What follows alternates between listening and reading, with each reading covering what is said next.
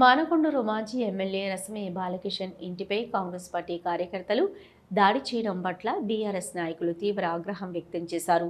సిద్దిపేట జిల్లా బెజ్జంకి మండలంలోని గుండారం గ్రామంలో జరిగిన ఈ ఘటనపై పోలీసులు ఇప్పటికే చర్యలు తీసుకోకపోవడం పట్ల ఆదివారం బెజ్జంకిలో మీడియా సమావేశం ఏర్పాటు చేసిన బీఆర్ఎస్ సీనియర్ నాయకులు లింగల లక్ష్మణ్, కనగండ్ల తిరుపతి ఆందోళన వ్యక్తం చేశారు.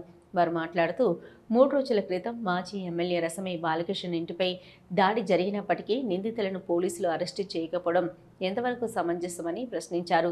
ఎమ్మెల్యే కవ్వంపల్లి సత్యనారాయణ అనుచరులు ఇప్పటి వరకు 3 సార్లు రసమే బాలకిషన్ నివాసంపై దాడులకు పాల్పడ్డారని ఆరోపించారు. ఇది ప్రజాస్వామ్యానికి విరుద్ధమని, చట్టాన్ని చేతుల్లోకి తీసుకోవడాన్ని బీఆర్ఎస్ సహించబోదని హెచ్చరించారు.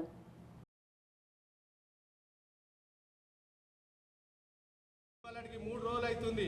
వాళ్ళని శిక్షించిన దాఖలాలు. వాళ్ళని శిక్షించకుంటే మేము ప్రతి ఊరిలో అరెస్ట్మెంట్ చేస్తాం, ప్రతి ఊరిలో అల్లగోళన చేస్తామని తెలియజేసుకుంటున్నాను. వాస్తవంగా డాక్టర్ రసమై బాలకిషన్ గారు మాట్లాడుతూ దసరా ముందు మీరు రామ్లీలా చేస్తుర్రు, రామ్లీలాకు చందాలు వసూలు చేస్తుర్రు, చందాలు వసూలు చేస్తే వసూలు చేయండి, కానీ దానికి ఇష్టం వచ్చిన చందాల రూపాయలకు వసూలు చేస్తుర్రు. కానీ పల్లెలలో మన మానకొండూరు కాన్స్టిట్యున్సీలో 140 గ్రామాలు ఉన్నాయి. బతుకమ్మ ఆడడానికి మన లైట్లు లేవు, ఇబ్బంది అవుతుంది. మీరు దాన్ని తక్షణమే ఆలోచన చేసి బతుకమ్మ దాంట్లకు పోయడానికి లైట్లు కానీ వాళ్ళకి వసతులు కానీ ఏర్పాటు చేయాలి. ఊరికి 1 లక్ష రూపాయలు ఇవ్వాలి, దాన్ని డిమాండ్ చేయడం జరిగింది.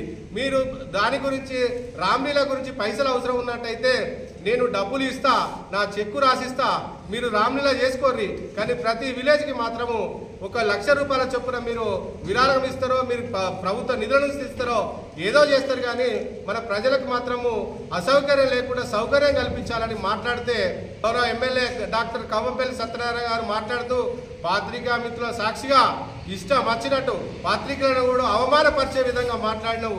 ఇది నీకు ఎంతవరకు సపోదు? ముట్టడి అంటే ఇంటి ముందు పోతారు, కానీ ఇంటెనక నుంచి పోయి ఇంటెనక అద్దాలు పగలగొట్టి లేకపోతే ఏదో అరాచకంగా గుండాలం పంపించి ఏదో చేద్దామన్నాడు. మీ పాలనకు అవివేకం ఇది.